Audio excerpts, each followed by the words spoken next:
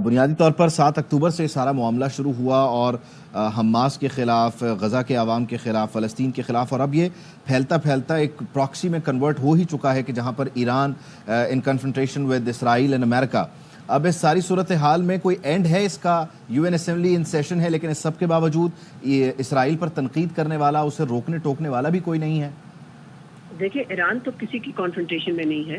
یہ تو اسرائیل حملہ کر رہا ہے، اور اسرائیل نے ہی ایک مقبول لیڈر کو، جو کہ حزب اللہ کے لیڈر تھے، ان کو شہید کیا ہے. یہ ضرور ہے کہ ایران کے لیے اب کیا ریئیکٹ کرنا ہے، کس طرح سے جواب دینا ہے، یہ بہت ہی بڑا ان کے لیے میں سمجھتی ہوں کہ پریڈکمنٹ ہے، جس کو انگریزی میں کہتے ہیں، یا ایک ڈیلیما ہے ان کے لیے. لیکن آپ نے سنا ہوگا حال ہی میں ایران کے جو صدر ہیں، جب وہ نیو یارک میں تھے تو انہوں نے ایک انٹرویو میں یہ کہا کہ اسرائیل تو چاہتا ہے کہ ایران کو گھسیٹے ایک خطے کی جنگ میں، لیکن ایران نہیں چاہتا کہ وہ ایسا کوئی قدم اٹھائے.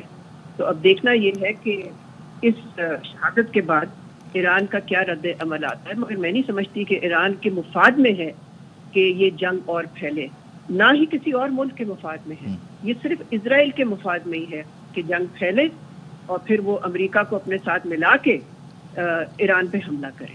اچھا، یقینی طور پر اس جنگ سے فائدے جو ہیں وہ اسرائیل ہی حاصل کرنا چاہ رہا ہے، لیکن اس میں آپ یہ سمجھتی ہیں کہ اس کو اس تناظر سے بھی دیکھا جائے کہ بائیڈن انتظامیہ اپنے جانے سے پہلے یا بائیڈن انتظامیہ کی موجودگی میں دیر از سم تھنگ جو کہ اسرائیل اچیو کرنا چاہ رہا ہے، کیونکہ اگر اس کے بعد معاملات بدلتے ہیں تو شاید جو امریکن ایڈمنسٹریٹو بلاک ہے وہاں پر نظریہ بدل جاتا ہے، یا تھوڑی سی سوچ تھوڑی سی، تو اس سے فرق آ جائے گا اسرائیل کی اس پوری لڑائی میں.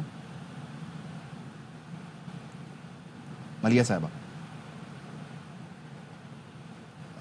آپ مجھے سن پا رہی ہیں؟